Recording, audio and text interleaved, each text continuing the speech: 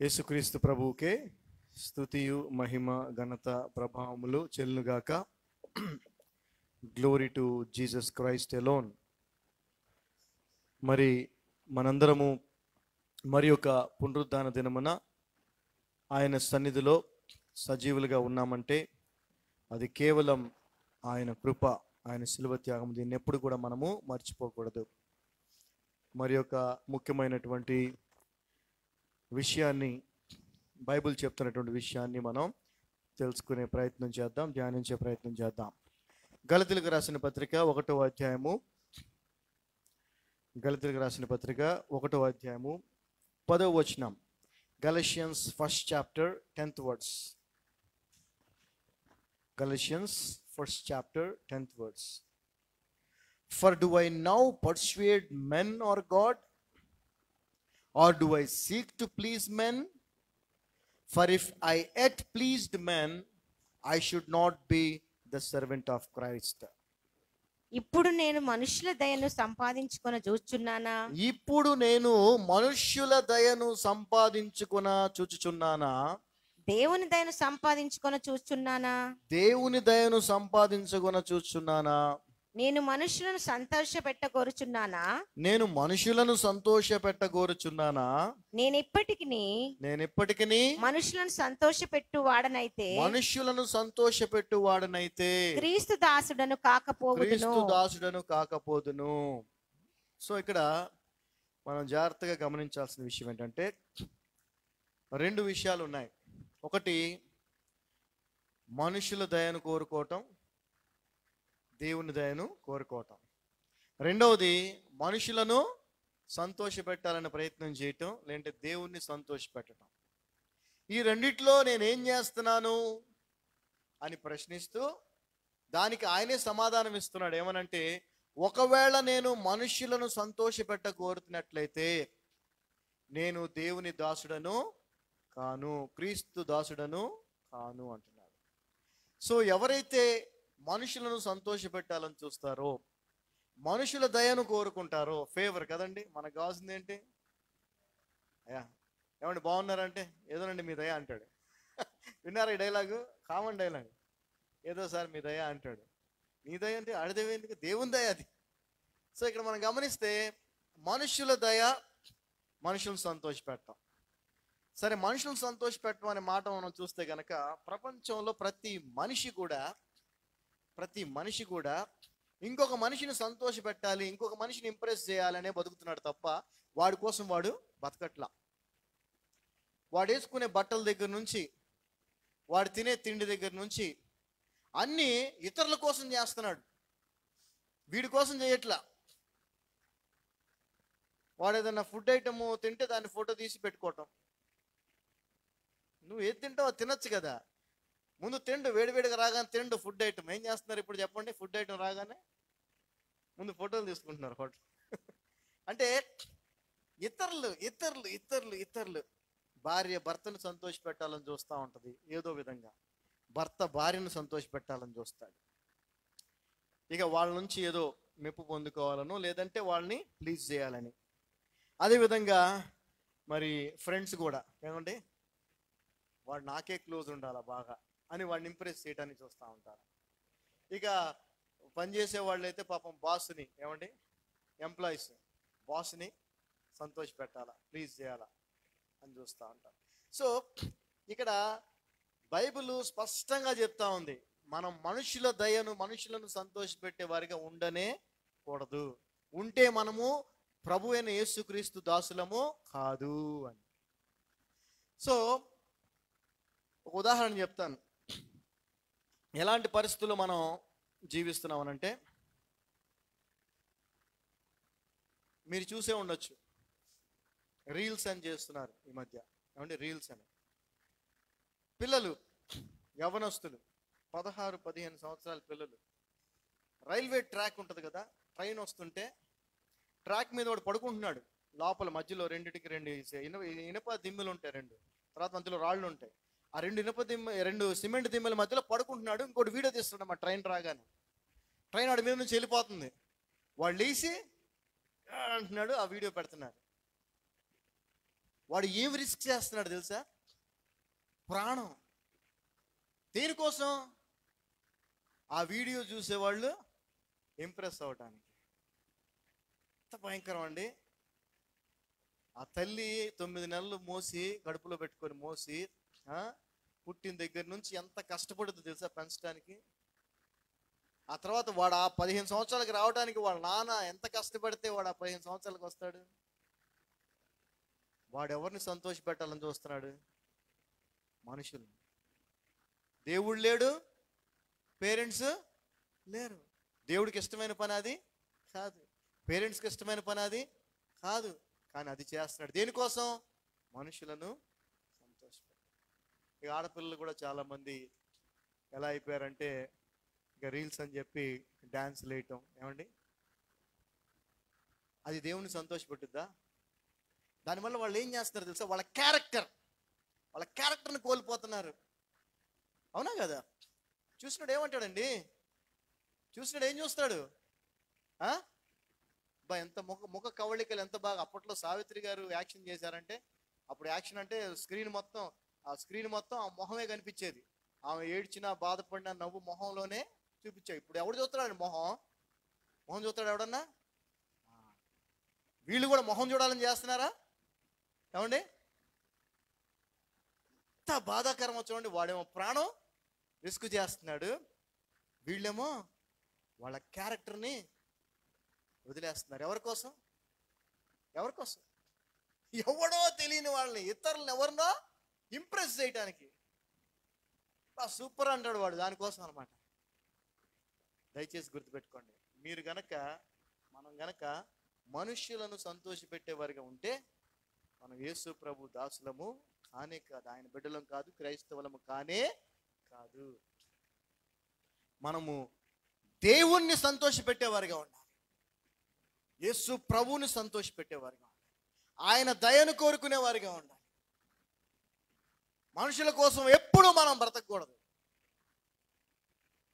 దీనికి మనకు సాక్ష్యము, మాదిరి యేసుక్రీస్తు ప్రభువే. ఆయన మాత్రమే కాదు, ఆయన శిష్యులు ఎంతో మంది ఉన్నారు దీనికి మాదిరిగా. కొన్ని విషయాలు మనం చూద్దాం. ఎందుకనంటే మనము గనక మనుషులను సంతోషపెట్టే ప్రయత్నం చేస్తే, నేను ఎప్పుడు చెప్తా ఉంటాను, నువ్వు దేవుణ్ణి సంతోషపెట్టాలని చూస్తే ఎంతో మంది మనుషులు నువ్వు సంతోషపెట్టలేవు. You want to please God, you have to displease so many people. అంతే కదా? మనుషుల్ని సంతోషపెట్టాలి అనుకుంటే దేవుణ్ణి సంతోషపెట్టలేవు. దేవుణ్ణి సంతోషపెట్టాలనుకుంటే మనుషుల్ని,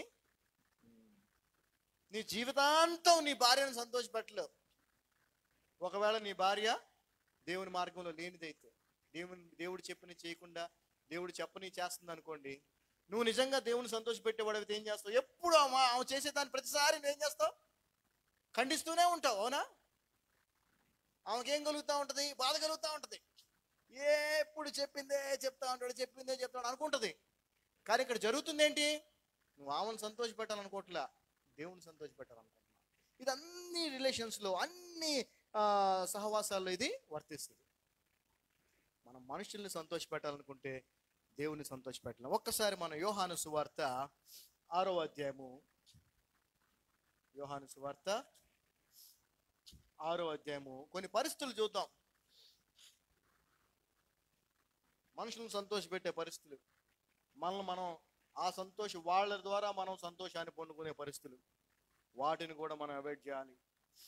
యోహాను సువార్త 6వ అధ్యాయము 14-15 వచనాలు చదువుకుందాం. John gospel 6th chapter 14th and 15th verses. ఇక్కడ యేసు ప్రభు వారు ఒక గొప్ప అద్భుత కార్యం చేశాడు. కొన్ని వేల మంది ముందు ఆయన 2 చేపలు 5 రొట్టెల్ని కొన్ని వేల మందికి పంచేలాగా, అంటే దాన్ని మల్టిప్లై చేశాడు. ఆయన ఎన్నో అద్భుత కార్యాలు చేశాడు. అయితే కొన్ని వేల మంది డైరెక్ట్గా చూసినటువంటి అద్భుత కార్యం ఇదే. ఆయన గుడ్డివాడిని స్వస్థపరిచాడు, చనిపోయిన లాజరుని లేపాడు, ఇవన్నీ కూడా చేశాడు. కానీ అవన్నీ జరిగినప్పుడు ఇన్ని వేల మంది అయితే లేరు. జాగ్రత్తగా వినండి. ఇన్ని వేల మందిని ముందు ఆయన ఆ కార్యం చేసేటప్పటికి ఏం జరిగిందో ఒకసారి ఆలోచిద్దాం. అంటే మనము వేషధారులుగా ఉండకూడదు, ఫర్ షూర్. ఒంటరిగా ఉన్నప్పుడు ఒకలాగా, అందరి ముందు ఒకలాగా ఉండకూడదు. బట్ ప్రత్యేకించి అందరి ముందు ఉన్నప్పుడు మాత్రం చాలా జాగ్రత్తగా ఉండాలి. నువ్వు ఒంటరిగా ఉన్నప్పుడు నీకు దేవునికి మాత్రమే మధ్యలో అది ఉంటది. కాబట్టి ఒకవేళ ఏదైనా తప్పు చేసినా దేవుని దగ్గర క్షమాపణ అడిగితే సరిపోద్ది. అదే అందరి ముందు నువ్వు తప్పు చేసావనుకో, అది నీకు దేవునికి మధ్యన మాత్రమే కాదు, అందరు కూడా ఇన్వాల్వ్ అయి ఉన్నారు. వాళ్ళందరి ముందు దేవుని నామము అవమానపరచబడతా. అందుకని మనం అందరిలో ఉన్నప్పుడు మరింత జాగ్రత్తగా ఉండాలి. ఓకే, సో ఇక్కడ ఏం జరిగింది? యేసు ప్రభు వారు అద్భుత కార్యం చేశారు. అయితే 14వ వచనం మనం చదివితే, then those men when they had seen the miracle that Jesus did said, this is of a truth that prophet that should come into the world. చదవమా. ఆ మనుషులు యేసు చేసిన సూచక క్రియను చూచి, ఆ మనుషులు యేసు చేసిన సూచక క్రియను చూచి, నిజముగా ఈ లోకమునకు రాబోవు ప్రవక్త ఈయనే అని చెప్పుకొనిరి. ఈయనే అని చెప్పుకోండి. ఒక ప్రవక్త కూడా వస్తాడు, ఇంకో ప్రవక్త వస్తాడు, ఈయనే అని. అప్పటికి ప్రవక్తలు వచ్చి చాలా కాలం ఏం కాలేదులేండి. యోహాన్ గారు వచ్చారు, కానీ యోహాన్ గారు ఏమి అద్భుత కార్యాలు ఏమైనా చేయలే. ఆయన కేవలం మారు మనసు పొందండి అని సువార్తను ప్రకటిస్తూ ప్రభు మార్గాన్ని సిద్ధపరుస్తూ వచ్చాడు తప్ప కార్యాలు ఏం చేయలే. వీళ్ళకి తెలుసు, పాత నిబంధనలో ఏలియా లాంటి వాళ్ళు, ఏమండి మోషే గారు కానీ, వాళ్ళ ద్వారా దేవుడు ఎలాంటి అద్భుత కార్యాలు చేశాడో వీళ్ళకి తెలుసు. అందుకని యేసు ప్రభు ఈ అద్భుత కార్యం చేయగానే అన్ని వేల మందికి అర్థమైంది, ఎస్ ఈయన నిజమైన ప్రవక్త. సో అద్భుత కార్యములు అనేవి ఒక వ్యక్తిని ప్రవక్తగా మనుషులు గుర్తించేలాగా చేస్తుంది. అయితే యేసు ప్రభు వారు కేవలం ప్రవక్త మాత్రమే కాదు, ఆయన దేవుని కుమారుడు మరియు ఆయనే దేవుడు. సో వాళ్ళు ఆ విషయాన్ని అక్కడ గుర్తించలా, కేవలం ప్రవక్తగానే ఆయన్ని గుర్తించారు. అంటే వాళ్ళ యొక్క గుర్తింపు ఆయన చేసినటువంటి అద్భుత కార్యం మీద దాన్ని ఆధారం చేసుకుని ఉంది, కానీ ఆయన ఏమై ఉన్నాడో అనేది వాళ్ళు అక్కడ గమనించాల. అందుకని వారి సొంత ఆలోచన వారికి కలిగింది. ఏమని? 15వ వచనంలో వాళ్ళ ఆలోచన ప్రభు తెలుసుకున్నాడు. ఏమని? when Jesus therefore perceived that they would come and take him by force to make him a king, he departed again into a mountain himself alone. చదవమ్మా. రాజుగా చేయుటకు వారు వచ్చి తను బలవంతంగా పట్టుకొన పోవచ్చున్నారని యేసు ఎరిగి మరలా కొండకు ఒంటరిగా వెళ్ళెను. రాజుగా చేయుటకు, ఏం చేయడానికండి? రాజుగా యేసు ప్రభుని వాళ్ళు ఏం చేద్దాం అనుకుంటున్నారు? రాజుని చేసేద్దాం అనుకున్నాడు. జనరల్గా రాజులు మంచి పరిపాలన ఇవ్వాలంటే ఆ రాజు మంచోడై ఉండాలి. మంచోడై ఉన్నా కానీ రాజు కరువు వచ్చింది అనుకో, వాడు ప్రజలకు ఏం చేయగలడు? ఏం చేయలేడు కదా. ఈయనైతే 2 చేపలు 5 రొట్టెలనే ఇన్ని వేల మందికి ఇచ్చాంటే ఈయన మనకు రాజుగా ఉన్నాడు అనుకో, ఇక మనకి ఏ కొదువా ఉండదు, ఈయన రాజు చేసేసుకుందాం అనుకుంటున్నాడు. అదేవిధంగా ఈ రోజున డుమ్ డుమ్ డుష్ అని చెప్పి కొన్ని కార్యాలు దేవుడు చేస్తాడు. ఖచ్చితంగా ఎవరి ద్వారా ఆయన చేస్తాడు. ఆ చేసిన కార్యాలని యేసు ఎవరో తెలియని వారు ఎలాగైతే ఆయన కేవలం ప్రవక్తగా అనుకుని రాజుగా చేద్దాం అనుకున్నారో, అలాగే ఈ రోజున సమాజంలో ఇతను సేవకుడు అనే విషయాన్ని యేసు ప్రభు ఏర్పాటు చేసుకునే సేవకుడు, ఈయన పెద్ద ప్రవక్త కాదు, యేసు ప్రభు సేవకుడు, పునరుద్ధానం తర్వాత ప్రవక్తలు లేరు అనే విషయం తెలియక వీళ్ళు వాళ్ళని రాజులు చేసి కూర్చోబెట్టారు. ఏమండి, ఇప్పుడు మన విశ్వాసులందరూ ఏం చేశారు? అటువంటి వాళ్ళందరినీ రాజులుగా చేసి కూర్చోబెట్టారు.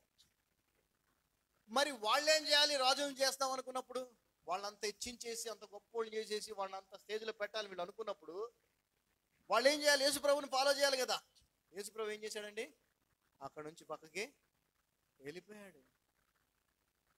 ఇప్పుడు వాళ్ళు కోరుకున్నట్టుగా పోనీలే పాపం, వాళ్ళు అందరూ కోరుకుంటున్నారుగా, ఎట్లాగో నేను రాజునే, ఆయన రాజు కాదా? ఆయన రాజే, ఆయన రాజులకు రాజు ఆయన.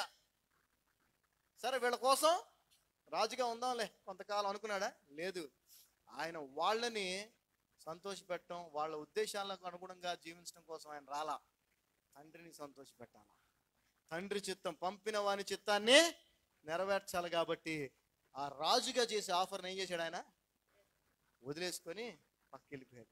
రాజుగా చేయుటకు వారు వచ్చి తన్ను బలవంతంగా పట్టుకొని పోవచ్చున్నారని యేసు ఎరిగి మరలా కొండకు ఒంటరిగా వెళ్ళెను. అది సంగతి. ఈ రోజున మనం చూస్తే సేవకులైనటువంటి వారు సేవకులుగా ఉండడానికి ఇష్టపడట్లా. కొంతమంది నేను అడుగుతున్నా, ఏమండి ఏం సార్ మీరు రెవరెండ్ అని పెట్టుకున్నారు, అది కరెక్ట్ కాదు కదా అంటే, నాదేముందండి, ఏదో వాళ్ళు పిలిచారు, నన్ను సన్మానించి నాకు అది ఆర్డినేషన్ అంటే యేసు ప్రభు ఏమో రాజుని చేద్దాం అనుకుంటే ఏమన్నాడు? ఏం చేశాడు ఆయన? వద్దని పక్కెళ్ళిపోయాడు. ఎందుకంటే మనుషులని సంతోషపెట్టం కాదు. ఇక కొంతమంది అయితే బిషప్పులు, ఏమండి కొంతమంది డబ్బులు ఇచ్చి మరి బిషప్ ఆర్డినేషన్స్ చేయించుకొని పేరు ముందు బిషప్ అని పెట్టుకునేవాడు కూడా ఎంతమంది. అంటే the very purpose is to please God. అయితే నువ్వేం చేస్తున్నావు తెలుసా? మనుషులను సంతోష పెట్టడానికి, లేదా దానివల్ల నీకు సంతోషం కలుగుతుంది లోపల లోపల. అవునా, నేను గ్రేట్ పొజిషన్కి వచ్చేసాను అని, దానికోసం వాళ్ళు చెప్పింది నువ్వు ఒప్పుకోవటం.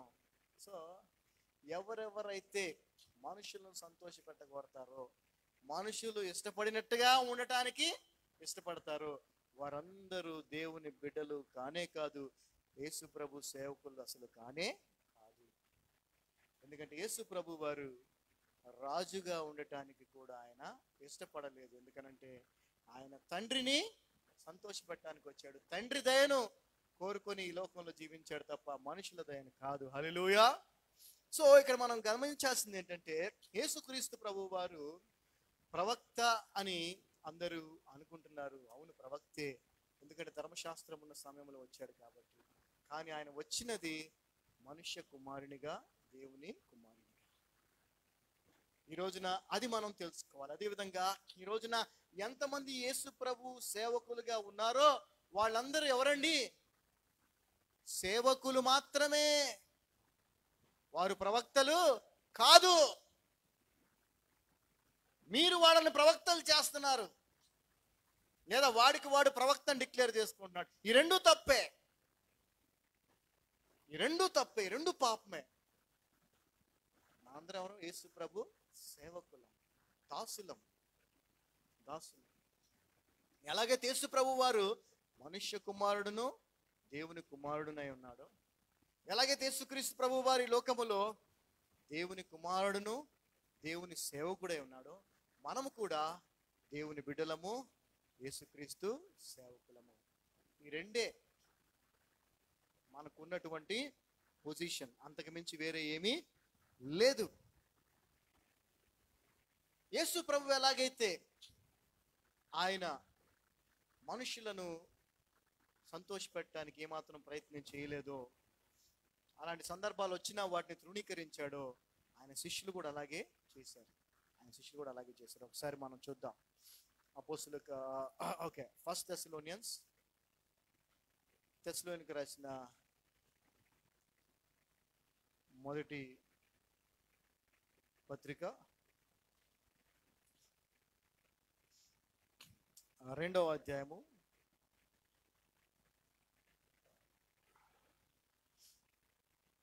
3 నుంచి చదువుకుందాం. పౌలు గారు అంటున్నారు, చూడండి ఏమని అంటున్నారు. For our exhortation was not of deceit, nor of uncleanness, nor in guilt, but as we were allowed of God to be put in trust with the gospel, even so we speak, not as pleasing men, but God, which trieth our heart. For neither at any time used we flattering words, as a no, nor a cloak of covetousness. God is witness. చదవమ్మా. ఏలయనగా మా బోధ కపటమైనది కాదు, అపవిత్రమైనది అంతకంటే కాదు, మోసయుక్తమైనది కాదు కానీ సువార్తను మాకు అప్పగించుటకు యోగ్యులమని దేవుని వలన ఎంచబడిన వారమై మనుషులను సంతోషపెట్టే వారము కాక మన హృదయములను పరీక్షించు దేవునినే సంతోషపెట్టు వారమై బోధించుచున్నాము. చూసారా, శిష్యులు కూడా ఎలా ఉన్నారండి? మనుషులను సంతోషపెట్టేవారుగా లేరు, దేవుణ్ణే సంతోషపెట్టేవారుగా ఉన్నారు. ఇక్కడ మనం గమనిస్తే ఏమంటున్నాడంటే, మేము చెప్పేటువంటి మాటలు, బోధలు ఏవి కూడా తప్పు కాదు, అపవిత్రమైనవి కాదు అంటున్నాడు. ఈ రోజున మనం చూస్తే అనేక మంది వారి మాటలు తప్పుగా, అపవిత్రమైనవిగా ఉన్నా కూడా వాటినే పలుకుతూ వాటినే మాట్లాడుతూ ఉన్నారు. అంత మాత్రమే కాదు, ఆయన ఏమంటున్నాడంటే, మేము ఎప్పుడు కూడా ఫ్లాటరింగ్ వర్డ్స్ యూజ్ చేయలేదు. ఫ్లాటరింగ్ వర్డ్స్ అంటే తెలుసుగా, పడేసే మాట, ఎదుటి పడేసే మాటలు, ఫ్లాట్ అయిపోయాడు. మనకి తెలుసు, తెలుగు సినిమా పాటలు మనం గమనిస్తే హీరోయిన్ని మరి ఆమెను పొగుడుతూ ఆయన పాడుతుంటాడు. ఏమని? అసలు చందమామ ఏం పనికి వస్తుంది నీ ముందు, ఏమండి నువ్వు అడిగితే అది నక్షత్రాలు తీసుకొచ్చి నీ జడలో పెడతా, పాటలు రాస్తారు ఇలాంటి, వీళ్ళు పాడుతుంటే సూపర్ హిట్ సాంగ్స్ అవన్నీ కూడా. ఇవన్నీ చెప్తుంటే ఆ అమ్మాయి మురిసిపోతా ఉంటుంది, ఏమండి సినిమాలో చూస్తుంటాం. నిజ జీవితంలో కూడా అంతే. మనిషి నిజ జీవితంలో కూడా అసలు ఒకళ్ళు నిన్ను పొగుడుతున్నారంటే, నిన్ను మెప్పించే ప్రయత్నంలో అసలు సార్ మీకేంది సార్ అంటున్నాడు అనుకోండి, వీడు లోపల వీడు ఎక్కడికో వెళ్ళిపోతా ఉంటాడు. అలాంటి మాటలు మేము ఎప్పుడు వాడలేదు అంటున్నాడు. హల్లెలూయా. నేను ఎన్నో సందర్భాల్లో, ఎన్నో చోట్ల నేను చూశానండి. ఒక గృహానికి కానీ, ఎక్కడికన్నా మీటింగ్ కానీ ఒక సేవకుడు వచ్చాడనంటే 99% మంది అండి. ఆ సేవకుడు ఆ గృహం ఎవరైతే అతన్ని పిలిచారో అంటే, అతనికి ఎవరైతే కానుక ఇవ్వబోతున్నారో అయిపోయిన తర్వాత ఇక వాళ్ళని పొగుడుతుంటాడండి, మామూలుగా కాదు. ఆ వాక్యంలో అరగంట వాక్యం ఉంటే 20 నిమిషాలు వాళ్ళ గురించి మాట్లాడతాడు అతను. అంటే అతను ఎవరిని సంతోషపెట్టాలని చూస్తున్నాడు? వాళ్ళని. దేవుని కృపను బట్టి నేనేం చేస్తానండి, నన్ను ఎవరైతే పిలుస్తారో వాళ్ళ ఇంటికి వెళ్తే వాళ్ళల్లో ఉన్న తప్పులు చెప్తా ఉంటా. ఎందుకని? నేను వాళ్ళని సంతోషపెట్టడానికి వెళ్ళా అక్కడికి, ఏమండి దేవుని వాళ్ళ తప్పు తెలిస్తే వాళ్ళు మారి మంచి మార్గంలోనికి వస్తారు. అప్పుడు దేవునికి మహిమ. హల్లెలూయా. సో ఇక్కడ జరుగుతున్నది ఏంటంటే, చక్కటి మాటలు చెప్పేసి మనుషుల్ని సంతోషపెట్టేస్తే పరిస్థితుల్లో అందరు ఉన్నారు, కానీ ఆయన శిష్యులు అయితే అలాగా లేరు అనేది మనకు అర్థమవుతుంది. మళ్ళీ చదువు, 5వ వచనం చదువు ఒకసారి.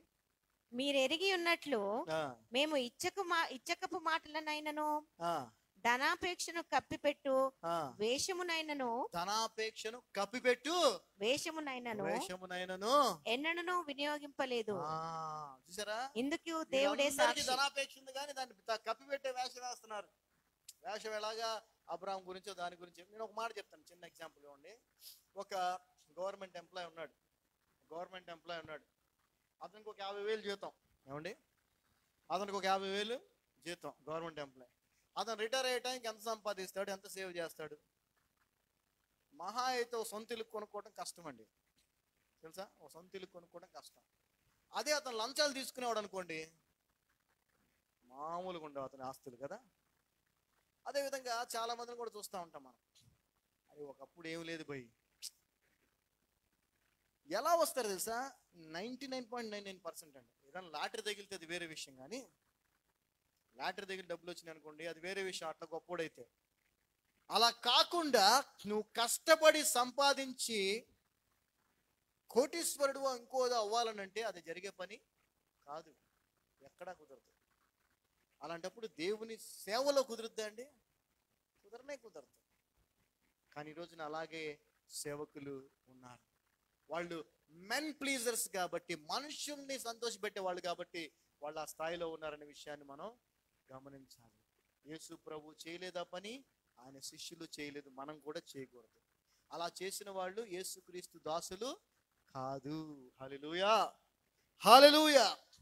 కొరింథీయులకు రాసిన 2వ పత్రిక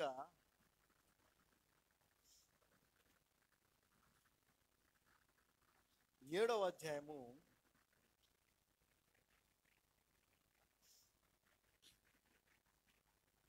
2 Corinthians 7 chapter 2nd verse, రెండవ వచనాన్ని మనం చూసినట్లయితే 1 and 2 చదువుదాం, 1, 2 చదువుదాం. Having therefore these promises, dearly beloved, let us cleanse ourselves from all filthiness of the flesh and spirit, perfecting holiness in the fear of God.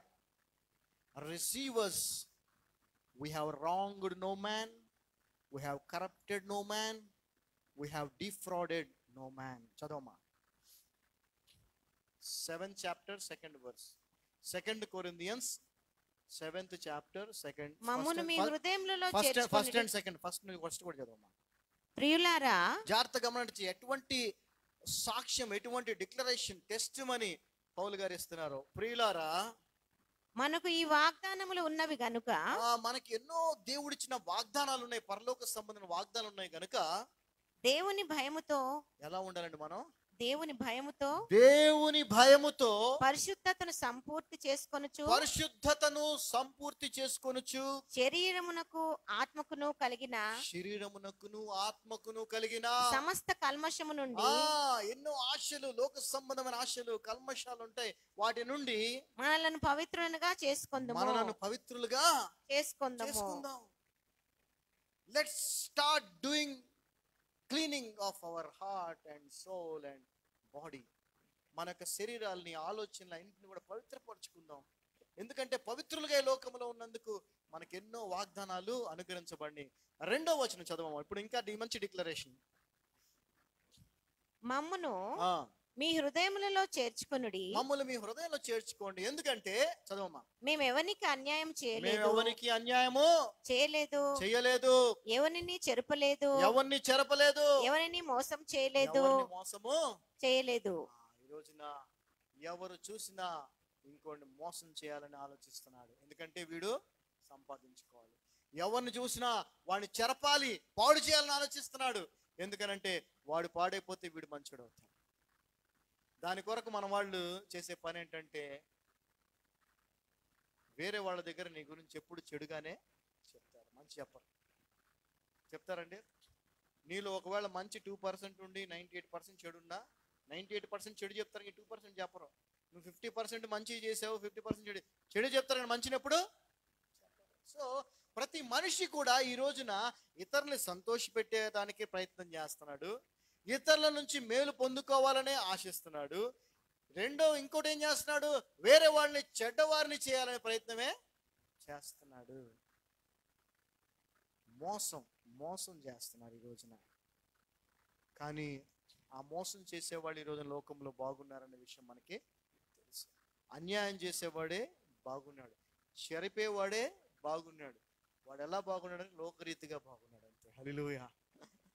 లోకరీతిగా బాగున్నాడు, ఆత్మీయంగా బాగలేడు. వాడు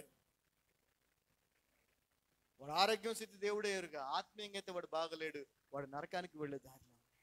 సో మనుషులను సంతోషపెట్టేవారు మోసం చేసేవారుగా ఉంటారు, పాడు చేసేవారుగా ఉంటారు, అన్యాయం చేసేవారుగా ఉంటారు. దేవుణ్ణి సంతోషపెట్టేవారు న్యాయం చేసేవారుగా ఉంటారు, మేలు చేసేవారుగా ఉంటారు, ఇతరులను మంచివారుగా చేసేవారుగా ఉంటారు, మంచి మార్గాన్ని చూపించేవారుగా ఉంటారు. హల్లెలూయా. So let's come back to 6th verse of Thessalonians. Thessalonians పత్రిక 2వ అధ్యాయము 6వ వచనానికి వెళ్దాం. చాలా ప్రాముఖ్యమైన మాట ఉంది ఇక్కడ, చూడండి. Thessalonians 2nd chapter 6th verse. Nor of men sought we glory, neither of you, nor yet of others, when we might have been burdensome as the apostles of Christ. చూడండి ఏమంటున్నారు వీళ్ళు. మరియు మేము క్రీస్తు యొక్క అపోస్తలులమై ఉన్నందున, అధికారము చేయుటకు సమర్థులమై ఉన్నను మీ వలననే కాని ఇతరుల వలననే కాని మనుషుల వలన కలుగు ఘనతను మేము కోరలేదు. అది విషయం. మాకేం పెద్ద పొజిషన్ లో ఉండి మిమ్మల్ని అందరినీ పరిపాలించే, లేదంటే అడ్మినిస్ట్రేషన్ అంతా చూసుకునేటువంటి నాలెడ్జ్ మాకు లేదని కాదు. మా మాకుంది, కానీ మేము ఆ స్థానాలను మేము కోరుకోలేదు అంటున్నాడు. ఈ రోజున మనం చూస్తే క్రైస్తవులే కాదు, సేవకులే కాదు, వీళ్ళందరికీ కూడా గొప్ప గొప్ప స్థానాలు కోరుకుంటున్నారు, ఆశిస్తున్నారు. అదేమనంటే ఏమోనండి, వాళ్ళు ప్రేమ వాళ్ళే ఎన్నుకున్నారు నన్ను అంటున్నారు. కానీ నిజమైనటువంటి అపోస్తలులు, నిజమైనటువంటి యేసుప్రభు శిష్యులు మనుషులను సంతోషపెట్టలేదు, దేవుణ్ణే సంతోషపెట్టారు. మనుషుల దయను కోరలేదు, దేవుని దయనే కోరారు. మనుషుల నుంచి ఘనతను పొందుకోవడానికి వాళ్ళు ఇష్టపడలేదు, వాటిని రిజెక్ట్ చేశారు. మనం కూడా అదేవిధంగా ఈ లోక సంబంధమైన స్థానాలను ఏం చేయాలంటే మనం రిజెక్ట్ చేయాలి, వద్దనుకోవాలి. ఆ స్థానంలో ఉంటేనే అది చేయగలను అని నువ్వు అనుకోవద్దు. నువ్వు దేవుని చిత్తాన్ని ఎక్కడున్నా నెరవేర్చవచ్చు. హల్లెలూయా. చాలా మంది అనుకుంటా ఉంటారు, మన దగ్గర బాగా డబ్బు ఉంటేనే మంచిది కదా, అప్పుడు డబ్బు లేని వాళ్ళకి సాయం చేయొచ్చు కదా. ఏమండి? ఎందుకంటే ఒక డబ్బు మీద ఆశ ఉంటుంది, అందుకని అటువంటి ఆలోచన వస్తుంది.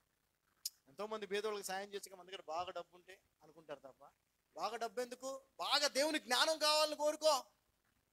ఎంతోమందికి ఆ జ్ఞానాన్ని పంచొచ్చుగా. ఏమండి? అవునా కదా? ఎస్. బాగా విశ్వాసం సంపాదించుకో, ఆ విశ్వాసాన్ని ఇతరులకి పంచొచ్చు కదా. సో మనము ఏది కోరుకుంటామో అది దేవుని పరిచర్య కొరకో, దేవుని చిత్తాన్ని నెరవేర్చడం కోసమో అని కూడా అపోహపడుతూ అడుగుతూ ఉంటాం దేవుణ్ణి. తప్పు. మనం చేయాల్సింది ఒకటి, అయ్యా నీ చిత్తం నా జీవితంలో నెరవేర్చు, అంతే. అయ్యా నీ జ్ఞానంలో నేను ఇంకా ఎదగాలి, నీ మార్గంలో ఎదగాలి, నిన్ను సంతోషపెట్టేవాడిగా నేను ఉండాలి, మనుషులను సంతోషపెట్టేవాడిగా కాదు అనే విషయాన్ని మనం చెప్పాలి. హల్లెలూయా.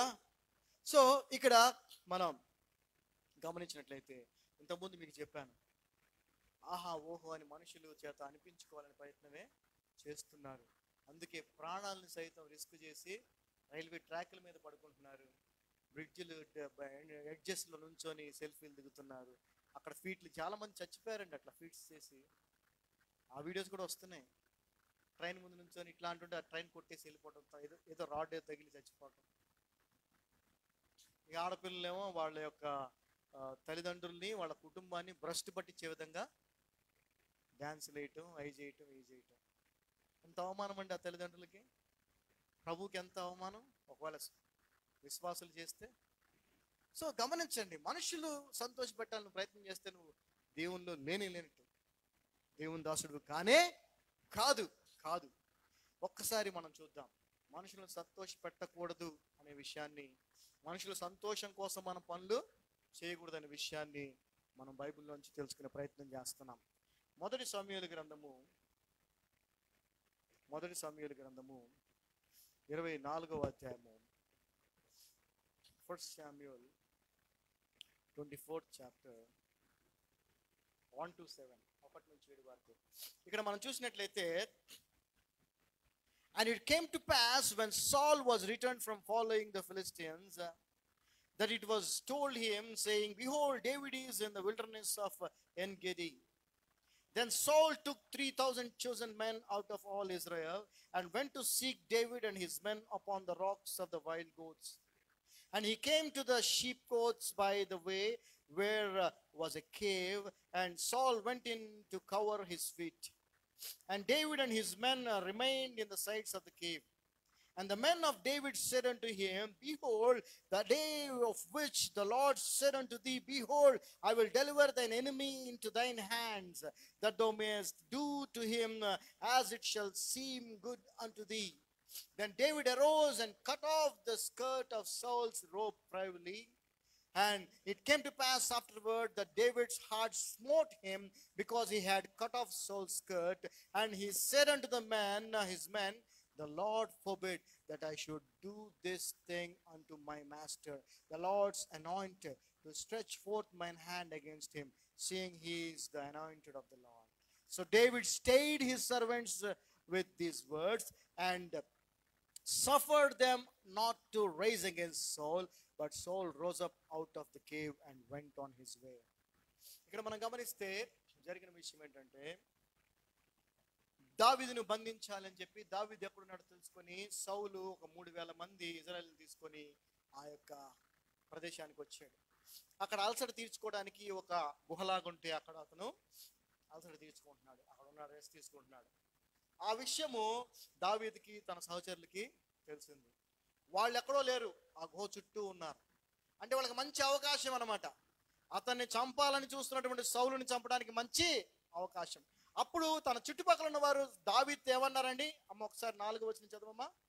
దావీదు జనులు, అదిగో అదిగో నీ దృష్టికి ఏది మంచిదో, నీ దృష్టికి ఏది మంచిదో అది నీవు అతనికి చేయునట్లు, అది నీవు అతనికి చేయనట్లు నీ శత్రువుని నీ చేతికి అప్పగింతునని యెహోవా నీతో చెప్పిన దినము వచ్చెనని. యెహోవా నీతో చెప్పిన దినం వచ్చి, చూసారా ఇక్కడ దేవుని కూడా ఇన్వాల్వ్ చేశారు. నీ శత్రువుని నీ చేతికి అప్పగిస్తానన్నాడు ప్రభు. ఇదిగో ఆ టైం వచ్చేసింది అని అతనితో అనగా, సో నువ్వేం చేయొచ్చు, నీ ఇష్టం వచ్చినట్టు వాడిని చంపేసుకో, ఏమన్నా చేసేసుకో. అయితే దావీదు ఏం చేశాడని చదవ. దావీదు లేచి వచ్చి సౌలునకు తెలియకుండా అతని పై వస్త్రపు చెంగును కోసెను. సౌలు పై వస్త్రమును తాను కోసినని దావీదు మనస్సునొచ్చి, ఇతడు యెహోవా చేత అభిషేకము నొందినవాడు గనుక యెహోవా చేత అభిషిక్తుడైన నా ప్రభువునకు నేను ఈ కార్యం చేయును. యెహోవాను బట్టి అతన్ని నేను చంపను అని తన జనులతో చెప్పెను. ఈ మాటలు చెప్పి దావీదు తన జనులను అడ్డగించి చూసారా. So David is not a pleaser of men. ఆ మనుషుల్ని సంతోషపెట్టాలని అతను అనుకోలే.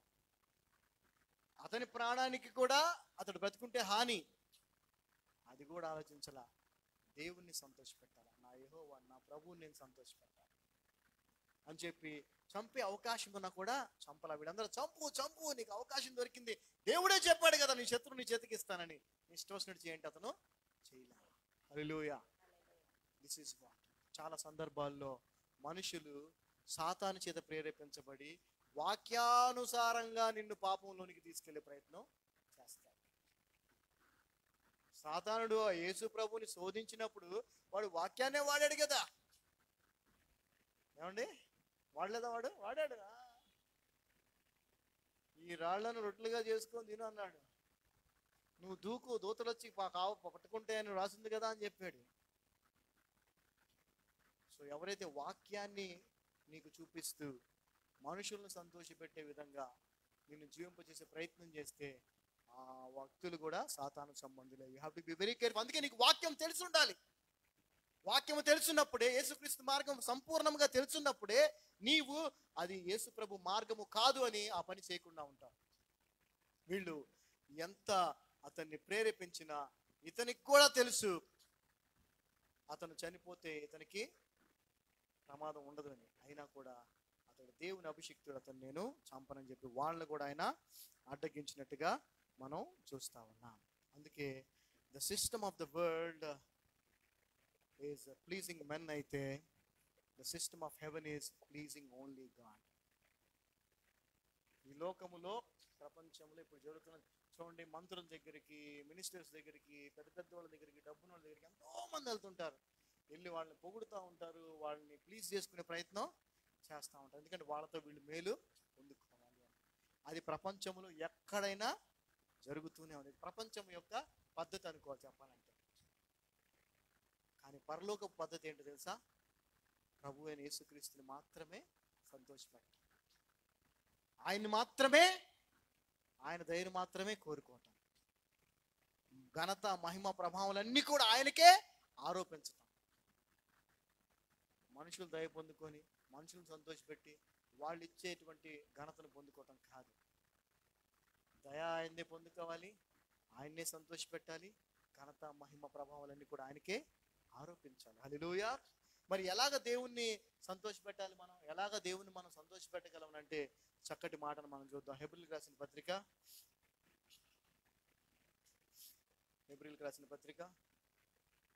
11వ అధ్యాయం 6వ వచనం మనందరికి బాగా తెలుసు కదండి. Hebrews 11:6. విశ్వాసము లేకుండా చదవండి. But without faith it is impossible to please him. విశ్వాసము లేకుండా ఆ, దేవునికి ఇష్టలై ఉండుట అసాధ్యము. దేవునికి ఇష్టలై ఉండటం, యేసు ప్రభుని సంతోషపెట్టడం అనేది విశ్వాసం లేకుండా చేయటం అసాధ్యము. Without faith we cannot please God. Faith ఎలా వస్తుంది? How you will have faith? By hearing the word of God. అంటే నువ్వు దేవుణ్ణి సంతోషపెట్టాలనుకుంటే, ప్రభువుకి ఇష్టమైన జీవితాన్ని నువ్వు జీవించి ఆయన సంతోషపెట్టాలనుకుంటే నీకు విశ్వాసము కావాలి. ఆ విశ్వాసం దేని వల్ల వస్తుంది? దేవుని వాక్యము వినుట వలన వస్తుంది. డబ్బు వలన విశ్వాసము రాదు, ఉద్యోగం వలన విశ్వాసము రాదు, ఆస్తుల వలన విశ్వాసము రాదు, దేని వలన కూడా నీకు విశ్వాసం రాదు. కేవలం వాక్యం వలనే విశ్వాసము వస్తుంది. యేసును గూర్చి విన్నప్పుడే విశ్వాసము వస్తుంది. ఆ విశ్వాసము ద్వారానే నువ్వు యేసు ప్రభువుకి ఇష్టడిగా, ఆయన్ని సంతోషపెట్టేవాడిగా జీవించగలవు. కానీ అది కాకుండా ఇక దేని ద్వారా కూడా నువ్వు ప్రభువుని సంతోష పెట్టలేవు. అలాంటప్పుడు మనం ఏం సంపాదించుకోవాలని ప్రయత్నం చేయాలండి ఈ లోకంలో? విశ్వాసాన్నే. ప్రభువుని సంతోష పెట్టాలంటే విశ్వాసం తప్ప ఇంక వేరే లేదంటుంది కదా. ఏమని రాస్తుంది? మళ్ళీ చదవండి. విశ్వాసం లేకుండా it is impossible to please him. విశ్వాసము లేకుండా విశ్వాసము లేకుండా దేవునికి ఇష్టడై ఉండుట దేవునికి ఇష్టడై ఉండుట అసాధ్యము. అసాధ్యము. విశ్వాసం అనేది ఏంటండి? నిరీక్షించు వాటి యొక్క నిజ స్వరూపం. నిజ స్వరూపము. లేనివి ఉన్నవనుటకు మన విశ్వాసము పరలోక రాజ్యం మీద, మన విశ్వాసము యేసుక్రీస్తు వారి యొక్క రాకడ మీద, మన విశ్వాసము ఆయనతో మనము ఎత్తబడుట, మన విశ్వాసము నిత్య జీవము సదాకాలం ప్రభువుతో ఉండుట. ఇదేనా మన విశ్వాసం? అవి కనిపిస్తున్నాయా? లేనివి ఉన్నవనుటకు రుజువు. నిరీక్షించు వాటి యొక్క నిజ స్వరూపము అంటే ఆ పరలోక రాజ్యము, ఆ నిత్య జీవము, ఆ యొక్క ఆరోహణమే ప్రభుతో వెళ్ళటము, అవన్నీ కూడా విశ్వాసములోనే ఉన్నాయి. విశ్వాసములోనే అవి ఉన్నాయి. వాటికి రుజువు నీలో విశ్వాసమే. అవి ఉన్నాయి అంటానికి రుజువు నీలో ఉన్న విశ్వాసం. ఆ విశ్వాసాన్ని సంపాదించుకోవాలి. ఆ విశ్వాసము యేసుక్రీస్తుని గురించి విన్నప్పుడు వస్తుంది. యేసుక్రీస్తు బోధను విన్నప్పుడు వస్తుంది. యేసుక్రీస్తు బోధన వినటమే కాదు, విని ఏం చేయాలని దానికి మనం విధేయత. If you obey God you are pleasing God. If you obey men you are pleasing men. నువ్వు దేవునికి, యేసు ప్రభుకి విధేయత చూపిస్తే ఆయనకి ఇష్టడుగా, ఆయన్ని సంతోషపెట్టే జీవితాన్ని జీవిస్తున్నట్టు. నువ్వు మనుషుల మాటలు విని మనుషుల మాటలకు విధేయత చూపిస్తే నువ్వు మనుషులకు ఇష్టడుగా, మనుషులను సంతోషపెట్టేవాడిగా జీవిస్తున్నావు. సో ఆలోచించుకోండి, వేర్ యు ఆర్. మీరు ఎక్కడున్నారు? ఏం చేస్తున్నారు? మనుషులను సంతోషపెడుతున్నారా లేక యేసు ప్రభువుని సంతోషపెడుతున్నారా? యేసు ప్రభువుని సంతోషపెట్టడానికి మార్గం ఒక్కటే, అది విశ్వాసం. ఆ విశ్వాసాన్ని సంపాదించుకోవడానికి మార్గం ఒక్కటే, క్రీస్తు బోధతో కూడిన వాక్యం. సో మనం సంపాదించుకోవాల్సింది వాక్యాన్ని. హల్లెలూయా. డబ్బులు కాదు, బంగారం కాదు, ఆస్తులు కాదు, ఇళ్ళు కాదు, బిల్డింగులు కాదు, ఇంకేవి కాదు. వాటితో యేసు ప్రభువుని లేదంటే దేవుణ్ణి నువ్వు సంతోష పెట్టలేవు. వాటితో ఆయనకి ఇష్టడుగా, ఇష్టరాలిగా జీవించలేవు. కేవలం విశ్వాసం ద్వారానే. హల్లెలూయా. ఒక్కసారి కనుక మనం మొదటి రాజులు 3వ అధ్యాయం 10వ వచనం మనం చూస్తే, ఇక్కడ సొలొమోను ప్రార్థన మనం చూస్తాం. మొదటి రాజులు 3వ అధ్యాయము 10వ వచనం మనం చూసినట్లయితే, and the speech pleased the Lord that Solomon had asked this thing. చదవమ్మా. సొలొమోను చేసిన ఈ మనవి ప్రభువునకు అనుకూలమాయను గనుక. అంటే తను తన కోసం ఏమి అడగలేదు, తను అనుగ్రహించినటువంటి ప్రజలను మంచిగా పరిపాలించడానికి కావలసిన వివేకము గల హృదయాన్ని అడిగాడు. అంటే దేవునికి ఇష్టమైనవి ఏంటో మనం ప్రార్థన చేసేటప్పుడు ఏమడిగితే ప్రభుకి ఇష్టమో కూడా మనకి తెలియాలి. ఎందుకంటే ప్రార్థన చాలా అవసరం కదా. ప్రార్థన మనం ఖచ్చితంగా చేస్తాము, చెయ్యాలి కూడా. అయితే ప్రార్థనలో ప్రభువుని ఏం అడగాలి అని అంటే మన కోసం అడగకూడదు, ఆయన ప్రజల కొరకు ఏం చేయాలో, దానికి ఏం కావాలో అది అడగాలి. హల్లెలూయా. ఆ తర్వాత సామెతల గ్రంథము 16వ అధ్యాయము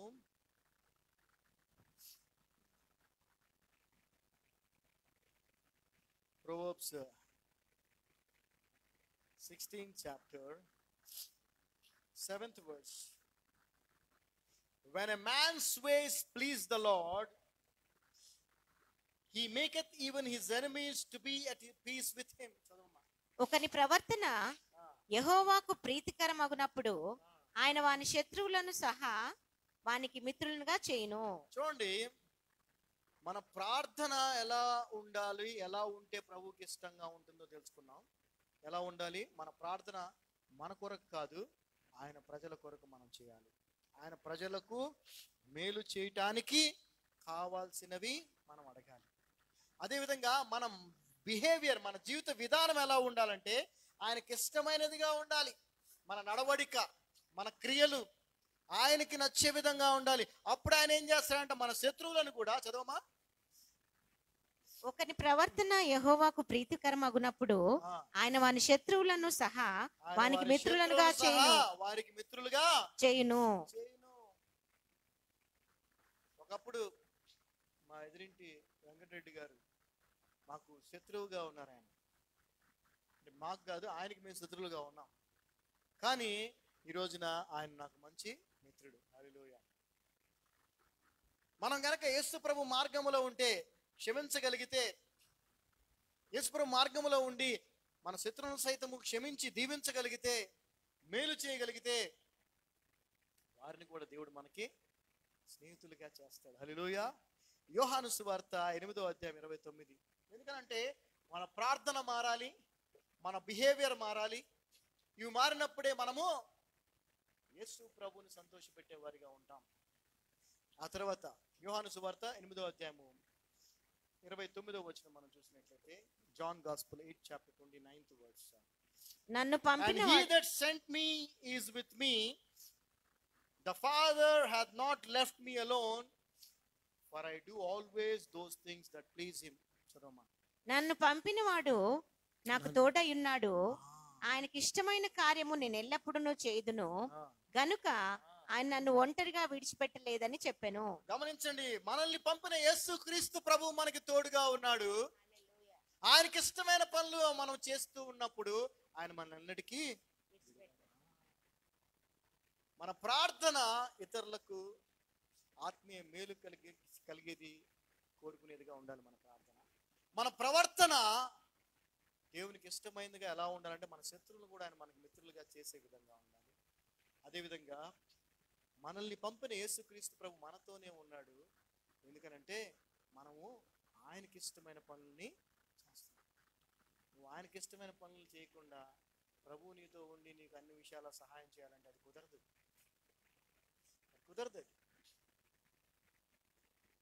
నువ్వు చేసే పనులే నీలో ప్రభువు ఉన్నాడా లేదా అనేది లోకానికి తెలియజేస్తాయి. You have to be very careful.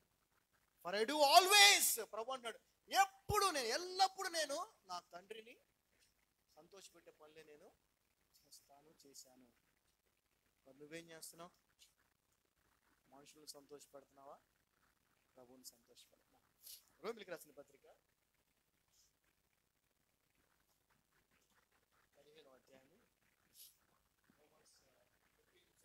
Romans 15 chapter.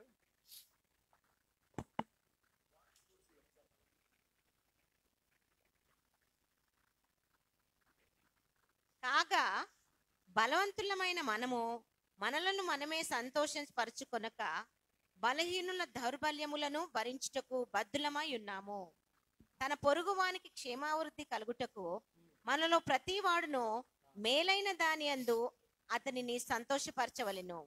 క్రీస్తు కూడా తన్ను తాను సంతోషపరచుకొనలేదు, కానీ నిన్ను నిందించు వారి నిందలు నా మీద పడెను అని వ్రాయబడి ఉన్నట్లు ఆయనకు సంభవించెను. 15th 15th chapter 1 first second third first second third Romans 15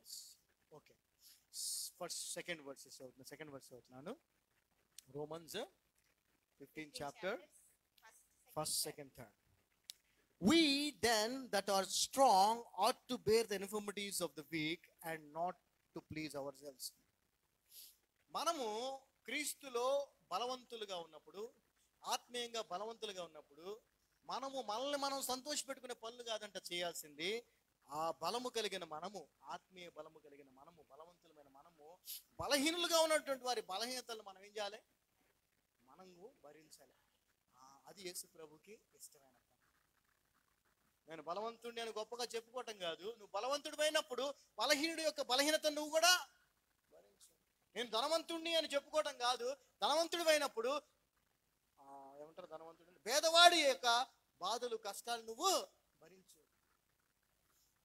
చేస్తున్నావు పని చేయట్లా అలా చేస్తే ప్రభుకి ఇష్టం ఆ తర్వాత let every one of us please his neighbour for his good to education మనము మన చుట్టుపక్కల ఉన్న వారి యొక్క ఆత్మీయ అభివృద్ధి కొరకు మనము కష్టపడాలి వారిని ఆత్మీయంగా వర్ధిల్ల చేయటం కొరకు మనము కష్టపడాలి for even Christ please not himself యేసు ప్రభు కూడా తన్ని తాను ఆయన ఏమి సంతోష పెట్టుకోలేదు but as it is written the reproach of them that reproach thee fell on me నిన్ను నిందించు వారి నిందలు నా మీద పడెను అని వ్రాయబడి ఉన్నట్లు ఆయనకు సంభవించెను చూసారా సో ఎప్పుడు నీ జీవితము దేవునికి ఇష్టమైనదిగా ఉంటుందో దేవుని సంతోషపెట్టేదిగా ఉంటుందో అంటే నువ్వు ఇతరుల భారాన్ని మోసినప్పుడు ఎందుకంటే యేసు ప్రభు కూడా మనందరి భారాన్ని మోసి తండ్రికి ఇష్టమైన తండ్రిని సంతోషపెట్టే జీవితాన్ని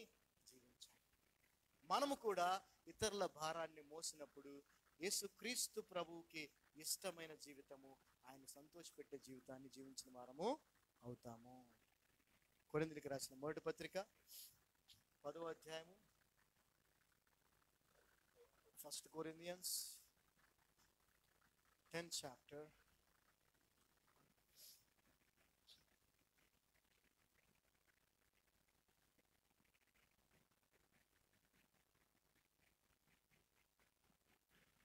one to 11 మనం చదివినట్లయితే brethren my heart's desire and prayer చదవమ్మా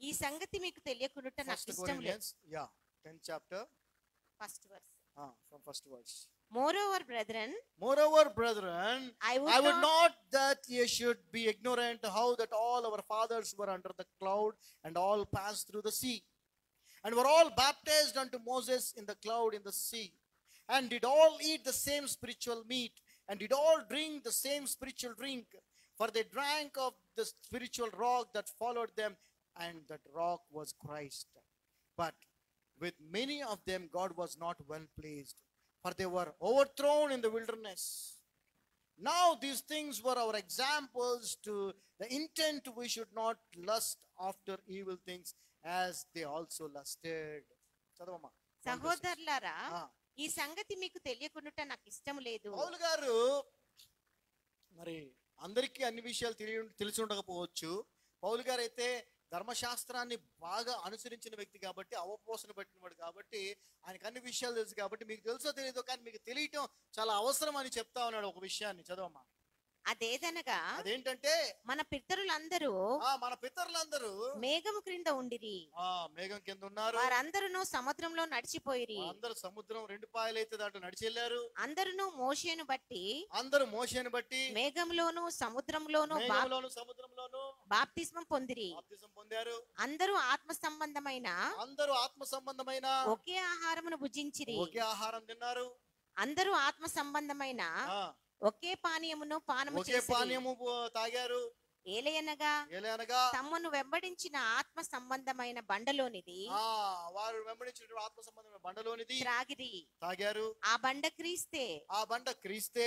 అయితే జాగ్రత్త గమనించండి. అయితే వారిలో ఎక్కువ మంది దేవునికి ఇష్టలుగా ఉండకపోయిరి. ఇది విషయం మనం గమనించాల్సింది. ఈ రోజున అందరూ చర్చిలకు వస్తున్నారు, అందరూ బైబిల్ చదువుతున్నారు, అందరూ ప్రార్థనలు చేస్తున్నారు, ఇంట్లో ప్రార్థన కూడికలు పెట్టుకుంటున్నారు, గృహ కూడికలు పెట్టుకుంటున్నారు, ఉపవాస ప్రార్థనలు చేస్తున్నారు, ఇక చేయకుండా అన్ని చేస్తున్నారు, కానీ దేవునికి ఇష్టలుగా ఉండట్లేదు. వాళ్ళంతా చేశారు, అన్ని చేశారు, కానీ ఎక్కువ మంది దేవునికి ఇష్టలుగా లేరు. ఈ రోజున చాలా మంది వాళ్ళు చేసే రొటీన్ వర్క్స్ ఏవైతే ఉన్నాయో అవే గొప్పగా అనుకొని మేము ఎంతో గొప్ప పవిత్రులం, పరిశుద్ధులం అనే ఫీలింగ్ లో బతుకుతున్నాం. అవి కాదు. అవి చేసిన వారు అనేక మంది దేవునికి ఇష్టలుగా లేరు. చదవం ఇప్పుడు ఒకసారి 6వ వచనం మళ్ళీ. అయితే వారిలో ఎక్కువ మంది దేవునికి ఇష్టలుగా ఉండకపోయిరి. కనుక అరణ్యములో సంహరింపబడిరి. గుర్తుపెట్టుకోండి, విడిపించబడ్డారు, ప్రయాణం చేశారు, సముద్రం 2 పాయలు అవటం చూశారు, బండ నుంచి నీళ్లు, మన్నా, పూరేళ్లు అన్ని చూశారు, అన్ని చేశారు, కానీ దేవునికి ఇష్టములుగా వాళ్ళు జీవించారు. దానివల్ల ఏం చేశారు? వాళ్ళు ఏమయ్యారు? అరణ్యంలో చంపబడ్డారు. ఇది ఎందుకు చెప్తున్నా అంటాడు పౌలు? 6వ వచనం చదవమ్మా. వారు ఆశించిన ప్రకారము మనము చెడ్డ వాటిని ఆశించకుండునట్లు. వాళ్ళు ఎలాగైతే చెడ్డ వాటిని కోరుకున్నారో అలాగా మనం చెడ్డ వాటిని కోరుకోకుండా ఉండునట్లు ఈ సంగతులు మనకు దృష్టాంతములుగా ఉన్నవి. మాదిరిగా దృష్టాంతములుగా ఉన్న, ఎగ్జాంపుల్ గా ఉన్న. నువ్వు గనక చెడ్డవి కోరుకుంటే, లోక సంబంధమైన కోరుకుంటే గనక నువ్వు కూడా నశించిపోతావు అనటానికి ఇవి మనకి దృష్టాంతములుగా, ఉదాహరణగా ఉన్నాయని చెప్తా ఉన్నాడు. Neither by idolaters as were some of them, as it is written, the people sat down to eat and drink and rose up to play. Neither let us commit fornication as some of them committed and fell in one day 320,000. Neither let us tempt Christ as some of them also tempted and were destroyed of serpents. Neither murmur ye as some of them also murmured and were destroyed of the destroyer. Now all these things happened unto them for examples and examples, and they are written for our admonition, upon whom the ends of the world are come. చదవమ్మా. జనులు తినుటకును త్రాగుటకును కూర్చుండి ఆడుటకు లేచిరి. తింటం తాగటం, ఆడుటకు లేచిరి అని వ్రాయబడినట్లు వారిలో కొందరి వలె మీరు విగ్రహారాధకులై ఉండకుడి. మరియు దేవుని కంటే దేన్నైతే ఎక్కువగా నువ్వు కోరుకుంటావో, ప్రాధాన్యత ఇస్తావు, అది నీ విగ్రహం, ధనాపేక్ష విగ్రహం. అవి చేయొద్దు. చదవమ్మా. మరియు వారి వలె మనము వ్యభిచరింపక యుందము. వారిలో కొందరు వ్యభిచరించినందున ఒక్క దినముననే 23,000 మంది కూలిరి. వ్యభిచారం అంటే ఒక స్త్రీతో కలిగి ఉండే సంబంధం కాదు. మోహపు చూపు చూస్తేనే వ్యభిచారం. క్రొత్త నిబంధనలో చూపు కూడా చూడవసరలా, ఆలోచన వస్తేనే వ్యభిచారం. జాగ్రత్తగా ఉండు. చదవమ్మా. మనము ప్రభువును శోధింపక యుందము. వారిలో కొందరు శోధించి సర్పముల వలన నశించిరి. మీరు విసిగించడం ప్రభుని, ఇక ఏది పడితే అది మాట్లాడటం. ప్రభు ఎందుకయ్యా నాకు ఈ పరిస్థితి, ఏమయ్యా నువ్వు ఈ టైంలో ప్రార్థన చేసేవాళ్ళు కూడా ఉన్నారు. అలా మాట్లాడకండి, విసిగించపాకండి. చదవమ్మా. మీరు సనగకుడి. వారిలో కొందరు సనిగి సంహరకుని చేత నశించిరి. సనగకూడదు. చదవమ్మా. ఈ సంగతులు దృష్టాంతములుగా వారికి సంభవించి యుగాంతమందున్న మనకి బుద్ధి అంటున్నాడు. మనం యుగాంతములో ఉన్నాము. యుగాంతములో ఉన్న మనకి ఇవి బుద్ధి కలుగుటకై వ్రాయబడెను. బుద్ధి కలగాల. తప్పుమైన కుమారుడు విషయంలో కూడా బైబిల్లో తెలుగులో అదే పదం వాడారు. వానికి బుద్ధి వచ్చినప్పుడు వాడు తండ్రి దగ్గరికి వెళదాం, ఇదంతా అనవసరం చేసిన తప్పని పశ్చాత్తాపడి రిటర్న్ వచ్చాడు. మనకి బుద్ధి కలగటానికి ఎన్ని రాయబడి ఉన్నాయి. సో ఏదో మనం వెళ్ళిపోతున్నాం, ప్రార్థన చేస్తున్నాం, చర్చికి వెళ్తున్నాం, బైబిల్ చదువుతున్నాం కాదు. యేసు ప్రభుకి ఇష్టమైన జీవితం, యేసు ప్రభుకి ఇష్టమైన జీవితం విశ్వాసం వలనే, విశ్వాసం యేసుక్రీస్తు బోధ వలనే, ఆ యేసుక్రీస్తు బోధను అనుసరించటం వలనే, ఆయన చెప్పినవి చేయటం వలనే ఆయనకి ఇష్టలుగా మనం జీవించగలం. మనుషుల్ని సంతోషపెట్టే జీవితం నరకానికి తీసుకెళ్తుంది, ప్రభువుని సంతోషపెట్టే జీవితం పరలోక రాజ్యానికి తీసుకెళ్తుంది. హెబ్రీయులకు రాసిన పత్రిక 13వ అధ్యాయము, హీబ్రూస్ 13 చాప్టర్